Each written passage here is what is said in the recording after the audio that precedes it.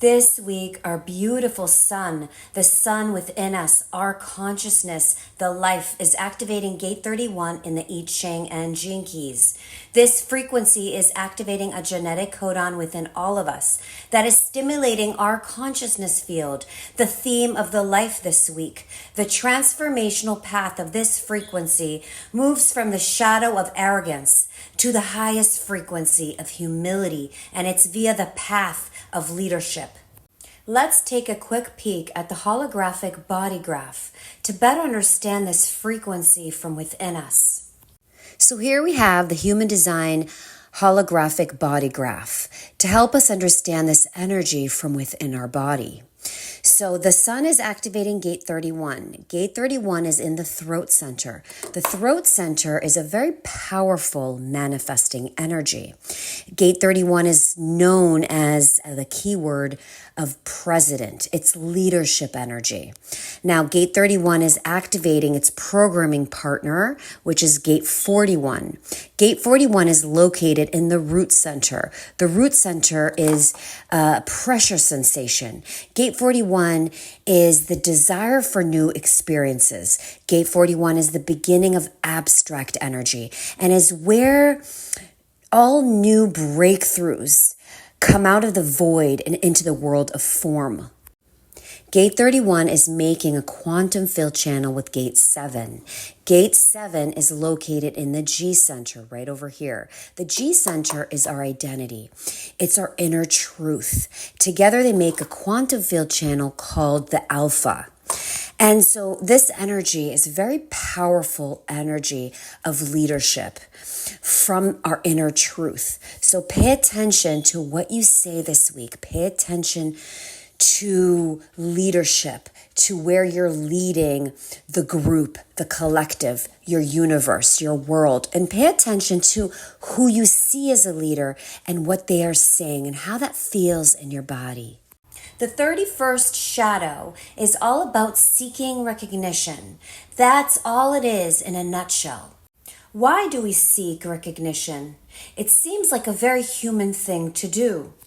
Nowadays, we can see how this shadow has gained momentum more than ever with the internet and social media. The more unsure we are of ourselves, the more we seek validation from the outer world, from the other. And now we have a generation full of uneasy, insecure young people, desperate to get recognized, and most don't even know for what. It is rare these days to find a young person that doesn't want to be rich or famous. The unspoken question at the root of our modern culture is, how can I feel secure? Yet it's the wrong question. It's a question that only leads to sickness because it's the wrong question. The right question is, how can I best serve the whole? And yet it's a question that modern culture doesn't yet ask, at least not on a collective level. So we can see that the root of arrogance is insecurity, individual insecurity. But there are layers to every shadow. So there's the traditional notion of arrogance, the egotistical, the kind of macho, look at me, I know best, the bully.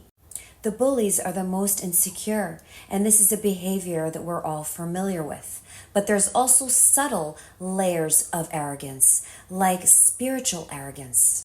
Spiritual arrogance is rooted in a belief system that we found the path, that our path is the best path, and those that don't follow our path are in the shadow. We see this energy in all religions and in the New Age. We see this wherever there's a loss of touch with our essential humanity. Because to be human, to truly be human, it's about making mistakes. It's about being wrong a lot of the time. Arrogance is a kind of a blindness. We all have it until life exposes it. Arrogance is especially tied to leadership. That's its gift. If you have gate 31, I Ching, Gene Key, this frequency in a prominent location in your energetic signature, then you have the potential for natural leadership to influence a culture. But you also carry the seed of arrogance. To be arrogant is to act without realizing there are consequences. There are laws built into the life, universal laws, the laws of karma. Once you have acted, or once you have spoken, your action stands for eternity. This is why this gene key, Gate 31, is part of a codon ring called the Ring of No Return, because every action carries a karma. Arrogance always ends with some form of humiliation. No one gets away from it. This is why the dilemma of the 31st shadow is choice. Because when you act as though you're in charge of your destiny, you're only going to be disappointed. There are forces beyond our lives that set the rules, that choreograph the tapestry of the life. The Indians call this dharma, the unique flow and patterns of your destiny, your fate. Your dharma unravels as you live. It brings in great fortune, but also brings in some challenges. The only choice we have is how we respond to our dharma.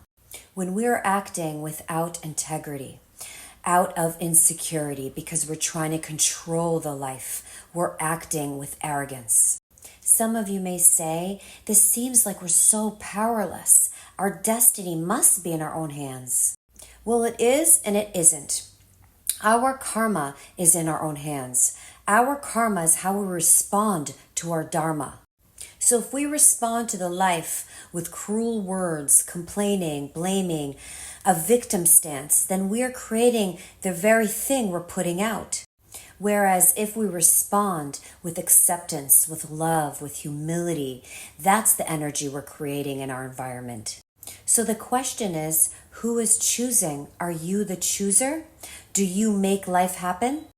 Spiritually, this is a very subtle point. Many say that we create our own reality, but it's not fully true. So when we say we create our own reality, it is a helpful initial step to get out of our victim state, but it's not the whole way. It's actually a very arrogant thing to say. So we have a say in the script, but we don't have a say in the storyline. And this is why the dilemma is choice, because we have to learn how to let go over and over and over again.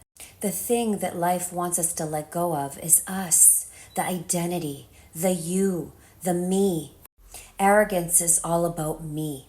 It's about caring what other people think. It's about trying to please or provoke. It's all about attention. Me, and me. The further the leader appears from being human, from being imperfect, the closer they usually are to the shadow. Arrogance cannot see itself without a breakthrough. It's blind. That is its core nature. Arrogance lives in a world that is cut off from the human heart. You see this very clearly with certain spiritual people. It is known as a spiritual mistake. It's about being fixated in higher frequencies and forgetting the need to bring it down to the mess of humanity. And this is the most challenging part, which makes a true leader. So it's not about someone that's beyond us, someone that's in a world of bliss and radiance. How could such a person be a role model? They might be able to lead us or point us in the eventual potential, but they can't lead us practically, not if we can't relate to them. So the spiritual mistake is to opt out by going after the higher frequencies and not being able to integrate them in the world of form. And that's what makes one spiritually arrogant. So let's begin by contemplating this dilemma of choice. So we begin by feeling like we don't have a choice and we're a victim of our suffering. And then comes a day that you decide that you do have a choice and break out of the victimhood and carve a new life, an empowered life. And then you come full circle to the realization that you have no individual choice, but the whole is choosing through you. And your only option is to surrender and keep opening up to the unknown. You can't skip the middle. You can't go to the city from the shadow. You're suffering, so you escape to the higher realms. You're just escaping. It's a form of arrogance. It's spiritual arrogance. It's also known as spiritual bypassing. We only get to the city by beginning with the shadow and working deeply into it. So find the place you're arrogant. Find your blind spot. Listen to the life. It will show you where it is because it will arrange a humbling for you. The 31st gift, the way to alchemize the shadow and raise the vibration. Leadership. What makes a true leader? Let's contemplate that. Well, humility, vulnerability. Vulnerability is strength with awareness. Patience. You need patience with the self as you move through your own arrogance and discover the true meaning of humility. You also need courage, the inner courage to stay absolutely centered in your own inner truth, in the truth of your heart, even when other people don't understand and project onto you all sorts of things. It's about standing firm in your own self-love. It's virtually impossible to see your own arrogance. You're able to see it in others, but it's impossible to see it in yourself. The only way is by making a mistake, by falling. This Jinki, this frequency, this I Ching is all about learning humility, learning how to fall with grace. This is what makes a good leader, a true leader. These are the leaders that can fall and get up again. A special kind of strength, a true human being. And this is why they have the power to influence a culture. Leadership requires us to stick our head out and face the things that others throw at us and trust in our inherent virtue. The 31st gift, the greater the challenge that life throws at you, the greater potential for transmutation is. We have to remember that the program partner of Gate 31 is Gate 41. And Gate 41 is unique. It is where all great breakthroughs come out of the void and into the world of form. These two gene keys, these two frequencies are all about bringing in the new into the world. And the new is always met with resistance and not always recognized in their own time. If you have Gate 31 in a prominent location in your energetic signature, then you need to face these themes in your lifetime. Leadership might sound impressive, but it comes with a lot of responsibility.